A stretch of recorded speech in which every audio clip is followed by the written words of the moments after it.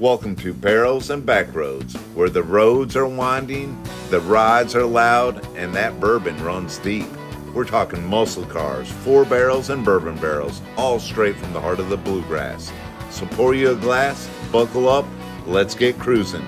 This is Barrels and Backroads.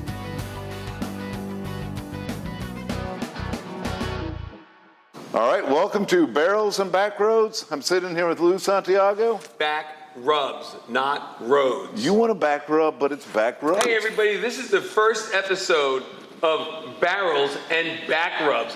And this is your host, this guy. Yeah, Ben Tucker here. We're in the beautiful state of Kentucky. We're going to be talking some bourbon, we're going to be talking cars, and we're going to talk to Lou. So to make this fun, we went to the Boozy Barn. It's our local liquor store. These guys are great. They gave us a bottle of Old Foresters, and it's not a normal bottle. It's a single barrel. It even says on there, Commonwealth Barrel Number 1. It's not 80 proof, not 90, not 100. It's 132.3 proof. Damn! It's hot. It's hot. Lou, before we get started, you want to have a glass? Let's do this, dude. I think we should, because this is what's going to make everything run smooth on the show. Well, yeah, we're already off to a rocky start. You can't talk. Oh, man, well, wait till we have some of this. Wait till this kicks in. You need ice with you? I just dumped a bunch of ice in there, that's all. I thought it was cubes. It's the Well, you know. It's the you can have a bougie slushy stuff. It's the bougie stuff, so yeah. Put mine a little neat. You gonna tell everybody where we're at? Well, let's plug Boozy Barn, man. So literally, Boozy Barn, these guys are great. If you're in Richmond, they're on Keeneland Drive. They got the biggest selection of bourbon in the area. So we're going to be talking 4 barrels and bourbon barrels. That's what we do on this show. Lou, you want to try us on? Yeah, hold on. I'm getting something out of my... You got a little itch? No, I'm trying to get something It's out okay. of my... I got it. Here it is. All right, I got it. Cheers, sir. Oh, it's good. It's good. It is good. That's actually real good. Here, I'll tell you what I'm going to do, because I like you. What's today's date? You don't have to date it. It's going to be gone tonight. Just playing. We're going to keep this family friendly, but we're going to learn a thing or two and try to have a little fun. Oh. First show, dated. Oh, I like that. We'll keep that. Yeah. You did good. Alrighty, guys. So we really are in Richmond, Kentucky. We're known for cars, horses, and also bourbon. You know, I'm Ben Tucker with Camaro and Firebird Central. I don't think Lou really needs any kind of introduction. I know you guys seen him on Car Fix, MuscleCar, Ultimate Car Build Off, the real deal. He is our first guest of many to come, so bear with us on this one, but let's have some fun. So Lou, let's start it out. I mean, let's go back to when you were 13 years old in the Bronx.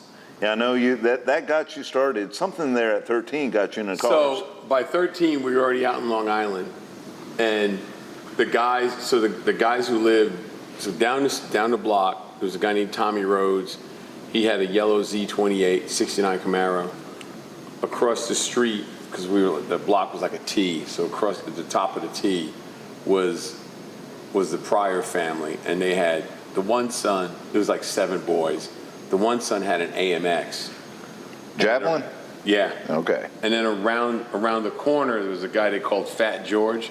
He had a 34 Ford sedan. He could have a Camaro. Not with a name like Fat George. Fat George, yeah. And then down the street from Fat George was Louis Carnival. He was redoing a 57 Chevy convertible. What year was that then? That was like 75. Yeah, that's pretty cool though, man. Yeah, it was like 70. All muscle cars right around your house. With the exception of Fat George. Okay. But his had an Oldsmobile engine in it. With the exception of Fat George, he was the only one that had, a street rod. Everybody else, and Louis Carnival had a hot rod. He turned up building, he had a 68 Chevelle, then he built a 57 Chevy convertible. Yeah. So that's what really got you into messing with cars. Yeah. So how long did you stay there in the Bronx fooling with those old hot rods? We started out in the Bronx, then went out to Hempstead. So when I turned 17, I was out. And I that's was gone. 17. So how'd you transition from that to going into the Navy, being a CB? So in New York they have it's a trade school program. It's called BOCES. BOCES, I read that on you, yeah. So what they did is in 10th grade, 11th grade, I'm sorry, in 11th grade, you would go half the day. It was a 2-year program. You'd go half the day, and then you would go home. If you went in the morning, the bus would take you home in the afternoon. If you went to the morning class, you would go straight to BOCES, and then the bus would bring you to school. Bring you to school and so what they would do is the first year guys would do the afternoon, the second year guys would do the morning. So in 11th grade, I went in the afternoon to BOCES. Then when I did the second year, I went in the morning. That's pretty cool. And then you graduated. I'm literally trying to get Luke, you met my oldest son, do the same thing. It's called Ignite here in Richmond, and it's kind of vocational, and he gets to go, I think it's only 2 periods, like 2 hours over at night. They bus him over there, and he's going to do automotive this year. Yeah. So talking about that, I mean, how do you feel, today's automotive programs are going, or the lack of them? What do you think about the need for trade school? One, I don't think there's enough, but 2, the bigger problem is, I don't think there's enough trade school stuff. I really don't. But the problem I have with them is that it's not about the kids. It's not about the kids. It's all about, you have to pass this ASE test. Yeah. You need to do this. Because what they're doing is they're getting money for it. The school system's getting money. And it's just a big money grab at this point. Even the community colleges, I taught part-time at a community college in North Carolina.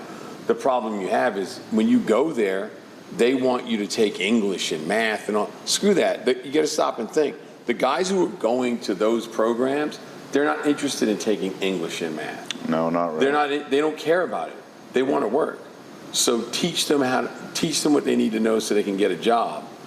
And not everybody wants to go to work at a dealership. Like, I've done the dealership. No, that's been a big problem with a lot of kids. They all end up at these dealerships. And they don't like it. It's a dead-end career. Because it's not what they want to do. That's where the kind of the aftermarket comes in, though. Right. Armo, SEMA, there's a lot of other stuff minus dealerships. Camaro Central, Farber Central. But see, the schools don't tell you that. The schools, I actually taught at Charlotte Mecklenburg School Systems for 6 months. And I didn't have ASEs, and I told them that I would try my best to get them. But to me, ASE is just a waste. It doesn't prove to you. It just proves you can take a test. It doesn't prove that you can fix a vehicle. It has nothing to do with that. But you have a group of people who've convinced everybody else that you have to have it. I get phone calls all the time from people, and I've had 2 phone calls where the guy starts, "Well, I'm an ASE master mechanic." Well, why in the are you calling me then? If you're a master mechanic, you don't need to talk to me. Things look good on paper, but real world, it's a whole different thing. Especially when you fool with these old cars, ASE certified mechanic doesn't mean a dang thing. Exactly. These cars have been swapped out. Exactly. Motor, water pump, nothing is how it really came. So if you're looking in your book, it says take this part number. 90% sure it won't take that part number. Exactly. You need to know what you have. Yeah. All right, so BOCES got you basically. I did diesel mechanics in BOCES. Diesel mechanics, yes. and you got certified. You get some kind of certification from them or pass a course. So how did you go from BOCES into the Navy and be a CB though? Which is, if you don't know, CBs is the Navy's construction company. And I mean, tell us about how you got into that though. So what happened was, I decided I needed to get out of New York because there was nothing going on. I just needed to get out. So I decided I was going to go to the first recruiting office. The Air Force was closed, as usual. The Chair Force was closed. The Army was the next one, and I had a bunch of friends that were going in the Army, and let's just say they were not too bright, so I went into the Navy. You did good. And the guy that put me in was a cook. He was what they call an MS at the time. Now they're like culinary something or other. But anyway, Ray Vergara was his name. And I went in and I said, I want to join the Navy. And we started talking. He said, what do you like to do? And I said, well, I did BOCES. I like messing with cars, yada, yada, yada. And he said, well, I'll make you a CB. I'm like, I have no idea what that is. And he said, well, they don't go on ships. I was like, okay. And So we're talking, and there's a Marine gunny sergeant at the copy machine because they only had one copy machine. So the gunny's using it. And Ray's like, well, you're going to have to do delayed entry, maybe 6 months. I'm like, nah, I got to leave, man. I'm not in trouble. I don't have anything pending on me. I want to go. And in New York, you're a hot item if you have a clean record and you can pass the test. Absolutely. And if you can write your name, you're a stellar Sign me up, performer. you're done. Yeah. So the gunny was like, I'll take you down to Fort Hamilton right now. I'll swear you in tonight. You'll be on the plane you'll be on the bus to Paris Island. I'm like, I'm cool with that. Let's go. And Ray was like, no. You need to sit down. How old were you? I was 17. 17. My dad signed. I was gone, and I went like a month later. I went to boot camp in San Diego. And how long did you stay in this, being a CB in the Navy? So I was a CB I retired from the Navy. So what happened was I turned up at a command called Beachmasters Unit 1. They do beach landings, and they're one of 2 CB commands that actually go on ships. And you're told you don't go on a boat. Well, that's what everybody says. But you went on a boat. But realistically, a lot of people don't know about the CBs. It's kind of weird. No, not until I honestly met you 3-4 years ago. Yeah. I didn't know about it either. Yeah, nobody really knows about them. It's kind of weird. But it's just a group of guys that are construction workers. But so you actually were a CB that, went behind. Was it a Marine, or was it Navy SEALs or a Marine Force? So what Beachmaster Unit 1 does is, like in the movies, they show the landing craft, it hits the beach, the ramp drops down, the Marines run off? Yeah. Okay. Those landing crafts, what it is, somebody's got to bring them into the beach.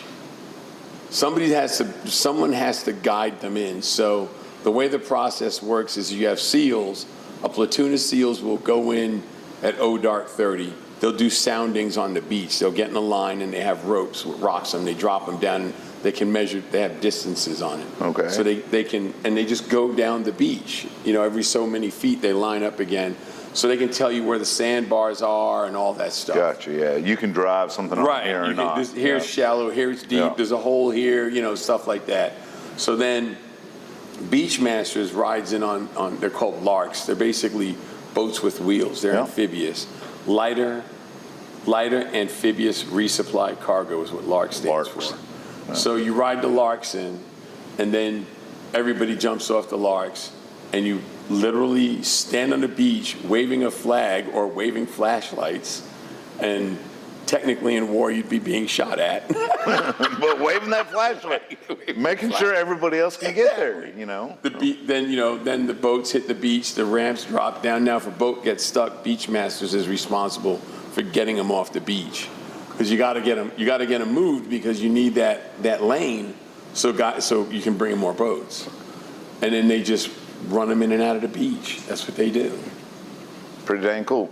So I know it was something Team 8 that you were actually behind. So my last command before I retired, I did support for SEAL Team 8, which is big time though. So what you do there is you would do support, like you take them, like I would have to go down to Jacksonville to the carrier pier with all their gear so they can get it loaded on there for a med cruise.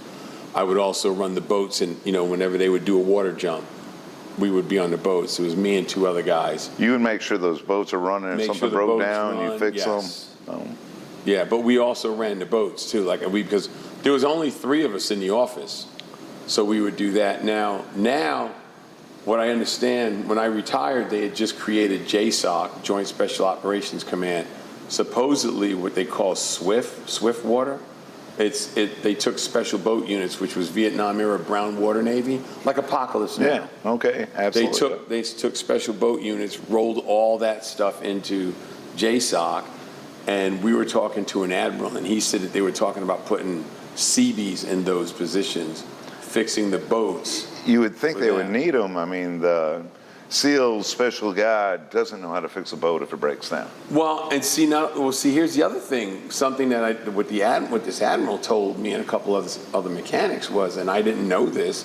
He said that you have engine men and you have electricians mates. So it's like a union in the Navy. if you want to take a starter off an engine, the electrician's mate has to disconnect the batteries. Then the engine man can take off the starter. CBs don't have to do that. CBs can take it all apart. Yeah, you could take it apart, rebuild it, and put it back on. So it takes two people now to do what one CB does. Right. So and I know they put mechanics in there. I don't know how many. I don't really know what capacity, because I was already retired when they did that. No. So how did the transition go, being a Navy CB to being a TV freaking host of major TV shows? How do you go from being on a boat to being on TV? That's what I want to hear. So it was really screwy, because I had no intentions of getting into TV. Zero. I was at home, and I used to run TVs in my shop for noise. So on Sunday mornings, you would have the Three Stooges. Oh, yeah. The Power Block, and then Kung Fu movies. Yes, I love sir. the Stooges, and I love the Kung Fu movies. Love them. So they had this thing about a free 4-link calculator, and they had this thing about if you think you got what it takes to be a host. I went on there looking for the free 4-link calculator after I bought my first computer, and I was looking for it, and I had no idea how to run the computer. And I found the application, and I filled it out to just messing around. Couldn't get it to go away. I hit enter, and it went away, so I didn't know that I actually did anything. So I got this email from RTM Productions, and I let it sit on my computer for probably 3-4 months before I opened it. And they wanted a resume, a headshot, and a reel. And of course, I have no idea what that is. So I did a Polaroid instead of a headshot. Well, you did good, though, man. And you know the little white strip on the Polaroid? Oh, yeah. I literally wrote down, they wouldn't let me have the one from the post office. And then I had a resume. I did Tina, my wife, did the resume. And then the 5-minute video, my brother came into town because he was still in the Navy at the time, and he was working with the teams. And we were talking about what was going on in Afghanistan, because Afghanistan had just kicked off. You know, talking about all the SEALs we know, who's going where and doing what. And he says to me, well, I'm recording this. I'm like, Dick, it's supposed to be what I do, not us talking about the Navy. So I had a ball joint ring with a plate that I used to make control arms. I had my welder running. So I just dropped my shield, burned it in, held it up, my glove is smoking, and said, I weld, and threw it on the table and said, that's it, I'm done. So.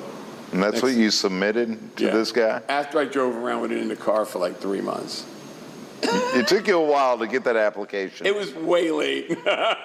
All right, so you did all that, and how did this guy reach back out to you? So RTM sent me an email saying that they wanted me to go to Tennessee and get in front of the camera with some other potential hosts. And there was a guy from Maine, Rick Bacon, who came in after I left. And there was another guy. I don't remember the other guy's name. I but I think he did motorcycles. And so I still didn't really understand what was going on, and I was working with troubled kids for the school system. So I went in and I told my principal, I'm like, hey, these people are supposed to call me about going to Tennessee. And she goes, well, when are you supposed to go? I said, well, I'm not really sure, but I think it's this week. And she didn't like that. No, because we had a lot of stuff going on. Like, I had to be back for Friday. So she's like, well, do you want to do it? I said, I'm not really sure. So I just gave her my phone and said, do what you got to do. So when they called, she answered my phone, made them reschedule everybody, made it like totally difficult for them so I could go do this. And then I went in there. Next thing I know, I got a call. They offered me a job. So what was the first show you did? So the first show we did, we started tearing apart the Challenger. Jared wasn't there yet. Jared came in episode 3. So that's MuscleCar, though, right? Yeah, MuscleCar and Spike TV. And it was kind of crazy because Ian and Jesse Combs from Extreme 4x4, they helped, we got it going because we had to shoot. So we did that, and then Jared came in, and then we just kept going from there. And me and Jared did up to show 15, and they were killing us. I mean, like they were killing us. They were just doing we're begging for help because we're doing major builds. Dude, you all did. I read somewhere you did 44 episodes of that. Yeah. That's a ton. Yeah, and we were working until 2, 3 in the morning, and shooting a show. Would that be one episode, or would they break that up? One episode took us a week to do. Okay. So what you did at RTM was you would do your first 11, and then Spike would rerun that first 11, and then while they're doing the reruns, you do the second 11, and then when the reruns would end, they would air the second half of the season. That's a lot. So you did MuscleCar, and then after that was Car Fix? I was out of it for about 18 weeks. 18 weeks. Well, maybe a little bit longer, I don't know. But I was out of it for a while. And then I got a call from Discovery. I can't remember the guy. Didn't Discovery buy Spike TV at one point? No. I know a lot of those shows. It was Viacom. Oh, that's right. It was Viacom. That's right. Spike became part of Viacom. That's right. Or they were part of Viacom. I don't remember how that went. But crazy thing about Spike TV, though, the guy who was president, Jeff Hartzog, so we could go to any Spike TV event we wanted to go to. We would just have to get there, and they would, and pay for our own room. So, but I'd never done TV before, so we had a handler. Like everybody gets a handler, and I want to say her name was Amanda. She loved you, I bet. So, well, I call her. I'm like, hey, Amanda, I want to go to the Scream Awards. It was supposed to be like the Academy Awards for horror movies. So she's like, yeah, no problem. So I went to Tina, my wife, and said, look, we're going to do the Scream Awards. We're going to do a red eye. We're going to go that night. We're going to fly back the next morning so you can go to work on Monday morning. So she's like, all right. Courtney was out of town. Courtney Hansen let us stay at her place because she lived in North Hollywood. And then, so we did it. What I didn't realize was when you go, you walk the red carpet, they make it a big deal because, all the other celebrities are walking, doing all that stuff. So you got to do it too. So we did all that. We did the Scream Awards, and then they herded everybody onto this bus, and they took us to this hotel lobby. It's really nice. It's been in a bunch of movies. It's a historical landmark and all that in California. And that's where they had the after party. And God, the lead singer of Korn was there. Well, Korn was there. Rob Zombie, the guy who played Captain Spaulding, Quentin Tarantino. There's a bunch of others. My Chemical Romance was there. Bunch of major hitters. But it was funny because the whole Spike TV, I found out they would do knockdown, drag out after parties. They was just known for it. You had a good time, dude. So we get there, right, and the whole thing was this bondage domination theme, So they had like 10, 15 chicks walking around, in corsets and thongs, and this one chick had thigh-high boots, a leather thong, a leather corset. She had the Gestapo hat pulled down. She had a paddle about this big, and they had finger food, so like hamburgers and hot dogs, And I'm standing there with my wife, and this guy's in front of us. Don't even know who this guy is. And he goes, the servers are there, and he goes, can I have some hot dogs and some French fries? And the chick's standing right there, right on the ass. I mean, railed him. It was oh, hey, whoa. Hey. She goes, how do you ask for that? Dang. Did you ask for any? Oh, yeah. When I got to say, excuse me, could I please have some? She's like, all right. So I'm standing there. Me and my wife are standing there talking to, I forgot who we were talking to. But, we were talking to the lead singer of Korn. That's what it was. We're talking to the lead singer of Korn, and this guy comes over, and he must have knew that, some of them. But he's standing there listening to a conversation, and this chick walks over and literally puts a dog leash around his neck, hooks a chain up to your mind now, jerks the chain, and walks off with them. She walked around with 30 minutes on a chain. He was happy as could be, though. I was. I love it. But in all the chaos, there's one guy with a suit. You got these stuck out. You got these rock stars there, and there's one guy with a suit. So I'm standing there. I'm standing there eating food, talking to my wife, and the guy with the suit comes over. He's like, Lou, I want to thank you. I'm like, I don't know who the you are, but why do you want to thank me? Just like that. He goes, well, I'm Jeff Hartzog. And I'm like, I have no idea who you are, Jeff. He goes, I'm the president of Spike. I'm like, okay, you got my attention. It's okay to be wearing the suit. Yeah. You know, absolutely. So he told me, he said, depending on what airs, you know, in your time slot, you, UFC, or CSI, I think it was, are number one on the network for your time slot. So he wanted to thank me for being number one. That's pretty cool, man. Yeah, so that was pretty cool. And then I did Ultimate Car Build, not Ultimate Car Build-Off, but I did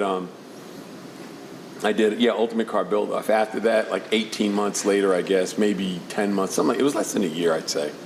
I got a call from this guy from Discovery, and he wanted to know if I would be interested in doing Ultimate Car Build-Off. That was only 10 episodes. It was really cool. But it died an orphan because the top 3 guys in the network got shit canned, and the new guys came in and they didn't re-air anything. They during aired the it time, because it was though, paid for. that's kind of how all those automotive shows went. Yeah. I mean, I think MuscleCar lasted long because it's killer. You know, it really was. Yeah. Like, it had a good following. So out of all that time on TV, what's your most memorable build that you did or that stands out, you know, to you? For TV? For TV, yeah. For TV, it was, I would say, the Hemi Challenger we did. Tell us about it. MuscleCar. I mean, I heard a little bit about this. Yeah. I mean, I don't know. It was a year one car. But it's one of the ones they jumped and it buckled? Yeah. It was actually in the first Fast and the Furious movie. I mean, that's a pretty cool build to do. So we did that, put a 528 Hemi in it. And you straightened the frame all out? Straightened it all out, yeah. Put frame connectors in it, straightened it out. But you didn't really have the tools to do it. No, we had to get primitive with it. Yeah. Which is pretty cool. And that's bringing the CB back in you. You know, you got to work with what you have. Yeah, exactly. You know, which is cool as hell. So you did all this TV. You made it through all that. You took a little bit of a break, and then you came out, you know, with really killer podcasts. I know you got a YouTube channel, Garage Insider, and you also do 3 Lefts Don't Make a Right with John Galante. Killer, and thank you for having me on that podcast. So that was anytime super fun. But like, so you transitioned from TV into doing your own thing. I mean, out of the time on Garage Insider TV, what was your favorite build doing that? Because you did some really cool stuff on that. So I'm doing the building I was in got sold, so we had to do the 1986 Colts Midnight Move. Oh. But the one I'm going to start when I'm getting my shop cleaned out shortly after this, because I did a bunch of shows this month. I'm going to get back on that Delray wagon. Delray wagon. Yeah, so I got a 58. It's not mine. It's a really good friend of mine's. I'm doing this 58 Delray wagon. Basically, it's an X-frame car. I'm going to eliminate the middle and make it a perimeter chassis. It's a lot of work. So I called Justin at Scott's Hot Rods. He bent me 2 pieces of 2x4 the hard way, 2x4 tubing the hard way. So it's a vertical bend, and then I have a back piece like for a transmission cross mount. Basically, make it like an A-body frame. Yeah. Okay. I'm gonna do perimeter frame on it. So I'm gonna do, once I get all that in, I'll cut the X out, cap everything off, and all that stuff. And then in the back, I'll use the transmission cross member piece all the way in the back to tie a whole rear clip, and then I'm gonna build, and I'm gonna put a 4-bar under it. All right. So we're talking about the Delray. But let's move on to 3 Lefts Don't Make a Right. You and John really had some big-time people on. I mean, I'm talking Cheech and Chong on your show, Richard Rawlings, Gene Winfield. I mean, yeah. You had more, though. You've had WWF wrestlers on there, man. Yeah, we've had Bill Goldberg. How do you get those people on your podcast? Call them and ask them. I mean, dude, some of the best ones these are big-time people, man. We had Mario Andretti on there. That was killer, by the way. Yeah. We had Mario on there. We had Ralph Gilles of Chrysler on there. So what's your all's plan to do with that? Well, we took 18 months off because we were banned from YouTube twice for a week. So, you get your 3rd strike, you're done for life. They just shit can you. So John got pissed off and said, we're going to start a streaming service. So he started a streaming service, and I just do whatever I got to do to help him. So I'm the I'm a minority owner in a streaming service called 0to60.tv. Which is killer. I mean, this is a place that can hold automotive content, movies, podcasts, how-to videos. I think it even has like a late night after dark section. Yeah. If you're bored at home, like you can watch chicks washing cars in bikinis. Man, nothing wrong with that. I'm just saying, like, but 0to60.tv, and it's spelled out 0. It's all numbers. 0260.tv. It's killer. I mean, and you can get on there. You guys have some promo codes going on right now? Yeah, there's always some promo codes going on. We're trying to grow it. It's getting traction. I mean, it's not living on its own yet, but it is getting traction. We've got 2-lane blacktop, Corvette Summer, Mother Jugs and Speed, Dirty Mary and Crazy Larry. We've got a bunch of other movies, but we also have the cartoons from the 70s, like the Wacky Racers and Penelope Pit Stop. We've got commercials from the 70s. You know, some of the old Mopar commercials. I mean, it's the only automotive streaming service I know of that's strictly automotive. It is. There's supposedly some others, but they haven't. I don't think they've launched yet. So back to the 0to6, or back to the 3 Less Don't Make a Right. That's only on there now. It's not showing up on YouTube anymore. Right now, there's some stuff on YouTube, but we moved a lot of it over. What we're gonna do, I think, is we're gonna put like half the show up on YouTube. And then you got to finish after probably a week of it being, out, and then, so people know where to follow us. But that's a good idea. It is a subscription site. We have to charge something because. But it's not like an arm and leg. Because you got to rent the rights to all these movies, and we're not independently wealthy, so we got to do that. No, but you're getting new content weekly. You really are. Yeah, and we're going to start. We're looking to start doing our own content. We have remember that show Talk Soup where the guy would talk to video? Oh yeah, it was great. So we've got Car Soup. Dude, Talk Soup was hilarious. So we're doing that, and we were talking about doing one where we go to people's car collections and talk to them, but we're trying to figure out the logistics to that and finding collections and all that. And I'll probably turn up doing that. Unless we can find someone that wants to do it. Maybe you can do it. No, it's you. I'll find you the people with the collections. Okay. I can help you with that, honestly. Okay. So we're gonna. You do good with people. Lou. So we do that, and then I want to ramp up. I'm gonna clean out my shop. I'm gonna do another shipping container. I'm gonna ramp up my shop and get it cleaned up because after the back surgery, I don't want to fall in my shop because I got so much equipment in there. So I'm going to empty it out a little bit, and I'm going to finish 2 that I got in the shop, and I'm going to get on the Delray. Get on that. I mean, so what's next for Lou? I mean, really, the shop and fire up the garage insider TV back up? That's it. That's the plan? That's the plan. That's a great plan. So for the young kids and builders out there, you got any advice for them if they're just wanting to get into being a builder? I mean, what would you want to tell to them? What they need to understand is there's 100 different ways to do a job. You don't have to do it the way I do it, but you want to do it right because there's 100 different ways to do it. And every day a kid wakes up and wants to change the intake manifold on their car. And either their father doesn't mess with cars, they don't have a father in the picture, or they just don't have anybody in their family that does mess with cars. So that's why I basically teach. That's why I do Garage Insider TV. It's mostly for teaching purposes. Yeah, no, you do more good than on anything it. else. I've watched a lot of the episodes, and you're absolutely right. You do teach on it. Yeah. You're not just doing it, watch me do this. You're telling people how to do that. Well, it's important because, I've been doing this. I started messing with cars when I was 13, and I'm 62 now. So I think I've learned something. Lou, I think you learned a lot. I do, though. I mean, I got into the Armo part of SEMA. That's the restoration side of SEMA. Really, to get young kids into it, we had a program called Take a Kid to a Car Show. Yeah. I mean, the whole idea is it's not just those dealerships that you have to end up at. There's a ton of people, Holly, there's just millions of companies out there that support the aftermarket. Oh, Camaro Central, Firebird Central. There's a lot of jobs out there. I mean, we have graphic guys, we have IT guys, we have sales, customer service. I mean, really, we have a ton to offer in the aftermarket that people don't know about. And I think they get hung up on, I'm going to be ending up in a dealership. Don't.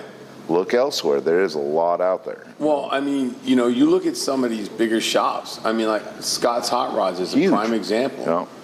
I think Scott's Hot Rods has like 38 guys on the payroll. Huge. Their And- building's massive. Yeah, You know, like- and they have a 401k and they have benefits. It's Absolutely. You know, that's a major operation. A lot of those major companies have operation. that, you know. You know, and it's not like it. You know, building cars and being in custom shops is not like it used to be. You still have guys where you got to run to get your paycheck cash because there's no money in the bank. But I mean, there's a lot of them now where they actually are running a really good business. Absolutely. And that's the thing. And you can learn a lot, you know? How's that old Forcer treating you? Dude, that stuff is good. It's not 80 proof. I know it's not. Each sip is like having 2 sips. It's Just to let you know. 132. I think I've almost had 3 glasses. I only had 1. It's awesome. I signed it. It's 130 pretty. I've never had I've done some 130 scribbling on the anything. back, but it's pretty awesome. I like it. But I am a cheap bourbon guy, so we'll talk about bourbon for a minute. I'm a cheap bourbon connoisseur. I like Old Granddad, Old Crow. I like. It's okay. I know it's okay. I know damn well it's okay. Old Granddad's great. You know. Ooh, that was hot. And there's a fly in there. I think the fly got drunk and died. Well, that's fine. It's protein. Yeah, I didn't. Yeah. It's protein. It's all right. Spit them out. Yeah, I've All done that good. before. Yeah. Well, I mean, our first podcast, Lou Santiago. It's been fun, man. So who should we have next? I don't know. I think you need to get John, because John will give you he can give you more information on the podcast than if it for us. For 3 Lefts Don't Make a Right. I think you should reach out to anybody in Armo and let them explain Armo. I mean, there's a lot. You have access to a lot of people. We do. Being that you're Camaro Central, you have a lot of access. I mean, you've got guys. You could get guys with their car collections. I mean, there's a lot of stuff there.